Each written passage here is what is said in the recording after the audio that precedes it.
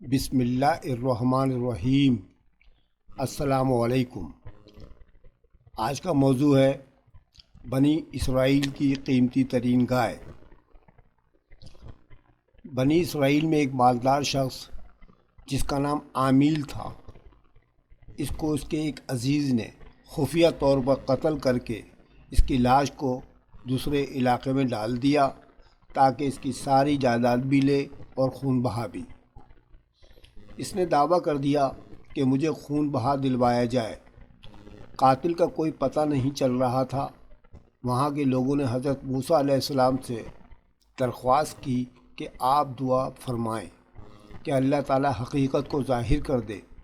موسیٰ علیہ السلام نے دعا کی، جس پر حکم ہوا کہ ایک گائے کو ذبح کر کے اس کے کسی حصے سے مقتول کو ضرب لگائی جائے تو وہ زندہ ہو کر اپنے قاتل کے بارے میں بتا دے گا۔ جب موسیٰ علیہ السلام نے ان سے گائے ذبح کرنے کے لیے کہا تو وہ لوگ حیرت سے کہنے لگے کہ کیا آپ ہم سے مذاق کر رہے ہیں؟ کیونکہ مقتول کا حال معلوم ہونے اور گائے کو ذبح کرنے کے درمیان کوئی تعلق سمجھ میں نہیں آ رہا تھا۔ دوسرے یہ کہ ان کے دلوں میں گائے کی محبت رچی بسی ہوئی تھی، کیونکہ وہ لوگ پہلے گائے کی پرستش بھی کر چکے تھے۔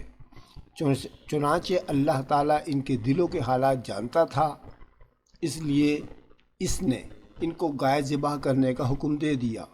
اس پر حضرت موسیٰ علیہ السلام نے ان کو جواب دیا کہ میں اس بات سے اللہ کی پناہ مانگتا ہوں کہ میں اللہ کے حکم میں مذاق کر کے جاہلوں میں سے ہو جاؤں۔ جب بنی اسرائیل نے سمجھ لیا کہ گائے کا ذبح کرنا مذاق نہیں بلکہ اللہ کی طرف سے باقاعدہ حکم ہے تو اس سے بچنے کے لیے انہوں نے حضرت موسیٰ علیہ السلام سے اس کے اوصاف دریافت کرنا شروع کر دیے اور بار بار سوال کر کے وہ لوگ قیدیں بڑھاتے چلے گئے اور بالآخر یہ حکم ہوا کہ ایسی گائے ذبح کرو جو نہ بوڑھی ہو اور نہ بہت کم عمر بلکہ درمیانی عمر کی ہو، بدن پر کوئی داغ بھی نہ ہو، ایک ہی رنگ کی ہو، رنگ آنکھوں کو بھانے والا ہو۔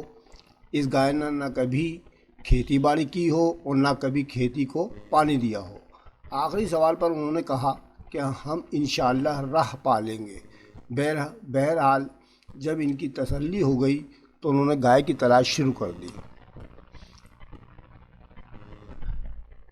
ان کے اطراف میں ایسی خصوصیات کی صرف ایک ہی گائے تھی۔ اس کا حال یہ تھا کہ بنی اسرائیل میں ایک نیک شخص تھے، ان کا ایک چھوٹا بچہ تھا اور ان کے پاس ایک گائے کے بچے کے سوا کچھ نہ رہا تھا۔ انہوں نے اس گائے کے بچے کی گردن پر مہر لگا کر اللہ تعالیٰ کے نام پر چھوڑ دیا اور اللہ تعالیٰ سے عرض کی کہ یا رب، میں اس بچیا کو اپنے فرزند کے لیے تیرے پاس امانت چھوڑتا ہوں تاکہ جب فرزند بڑا ہو تو یہ اس کے کام آئے۔ اس نیک شخص کا تو انتقال ہو گیا، لیکن وہ بچیا جنگل میں اللہ تعالیٰ کی حفاظت میں پرورش پاتی رہی۔ جب یہ لڑکا بڑا ہوا تو ایک نیک اور صالح مرد بنا۔ وہ اپنی ماں کا فرما بردار تھا۔ ایک دن اس کی والدہ نے اس سے کہا کہ اے میرے بیٹے، تیرے باپ نے فلاں جنگل میں خدا کے نام پر ایک بچیا چھوڑی تھی، وہ اب جوان ہو گئی ہوگی۔ اللہ تعالیٰ سے دعا کرو کہ وہ تجھے عطا فرمائے۔ تو اسے جنگل سے جا کر لے آ۔ لڑکا جنگل میں گیا اور اس نے ایک گائے کو وہاں دیکھا اور والدہ کی بتائی ہوئی علامتیں اس میں پائیں اور اس کو اللہ تعالیٰ کی قسم دے کر بلایا تو وہ حاضر ہو گئی۔ وہ نوجوان اس گائے کو لے کر اپنی والدہ کی خدمت میں حاضر ہوا۔ والدہ نے بازار میں لے جا کر 3 دینار میں فروخت کرنے کا حکم دیا اور شرط یہ رکھی کہ سودا ہونے پر پھر اس کی اجازت لی جائے۔ اس زمانے میں گائے کی قیمت ان اطراف میں 3 دینار ہی تھی۔ وہ نوجوان اس گائے کو لے کر جب بازار میں آیا تو ایک فرشتہ خریدار کی شکل میں اس کے پاس آیا اور اس نے گائے کی قیمت 6 درہم لگا دی، مگر شرط یہ رکھی کہ نوجوان اپنی والدہ سے اجازت نہ لے گا۔ جوان نے منظور نہ کیا اور اپنی والدہ سے سارا قصہ بیان کیا۔ اس کی والدہ نے 6 دینار قیمت منظور کر کے اس سے کہا کہ جب سودا ہو جائے تو اس سے پھر اجازت لی جائے۔ نوجوان پھر بازار میں آیا۔ اس مرتبہ فرشتے نے 12 دینار قیمت لگا دی اور کہا کہ والدہ کی اجازت پر موقوف نہ رکھو۔ اس جوان نے پھر نہ مانا اور اپنی والدہ کو ساری بات جا کر بتائی۔ اس کی ماں ایک صاحب فراست عورت تھی۔ وہ سمجھ گئی کہ یہ کوئی خریدار نہیں بلکہ کوئی فرشتہ ہے جو آزمائش کے لیے آیا ہے۔ اس نے بیٹے سے کہا کہ اب کی مرتبہ اس خریدار سے کہنا کہ آپ ہمیں گائے کے فروخت کرنے کا حکم دیتے ہیں یا نہیں۔ لڑکے نے یہی کہا تو فرشتے نے جواب دیا کہ ابھی اس گائے کو روک کر رکھو۔ جب بنی اسرائیل والے اس کو خریدنے آئیں تو اس کی قیمت یہ مقرر کرنا کہ اس کی کھال میں سونا بھر کر دیا جائے۔ جوان گائے گھر لے آیا اور جب بنی اسرائیل تلاش کرتے ہوئے اس کے مکان پر پہنچے تو یہی قیمت طے کی گئی اور حضرت موسیٰ علیہ السلام کی ضمانت پر وہ گائے بنی اسرائیل کے سپرد کر دی گئی۔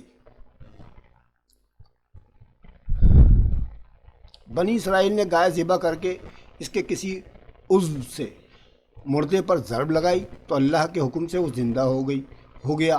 اس کے حلق سے خون کا فوارہ جاری تھا۔ اس نے اپنے چچا زاد بھائی کے بارے میں بتایا کہ اس نے مجھے قتل کیا تھا۔ چنانچہ قاتل پکڑا گیا اور حضرت موسیٰ علیہ السلام نے اس پر قصاص کا حکم جاری کر دیا۔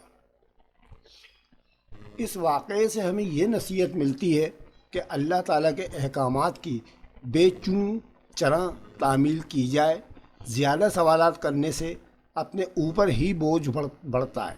اس کے علاوہ یہ واقعہ قیامت کے دن مردوں کو دوبارہ زندہ کرنے کی ایک بہترین دلیل بھی ہے۔ جس طرح گائے کے ایک ٹکڑے سے مردہ شخص اللہ کے حکم سے دوبارہ زندہ ہو گیا، اسی طرح اللہ کے حکم سے تمام مردے یوم آخرت میں دوبارہ زندہ کر دیے جائیں گے۔ اللہ ہر چیز پر قادر ہے۔ آخر میں دعا ہے کہ اللہ تعالی ہمیں دین سمجھنے کی اور دینی باتوں پر عمل کرنے کی توفیق عطا فرمائے۔ آمین ثم آمین۔ اللہ آپ کا حامی ہو، ناصر ہو۔ خدا حافظ۔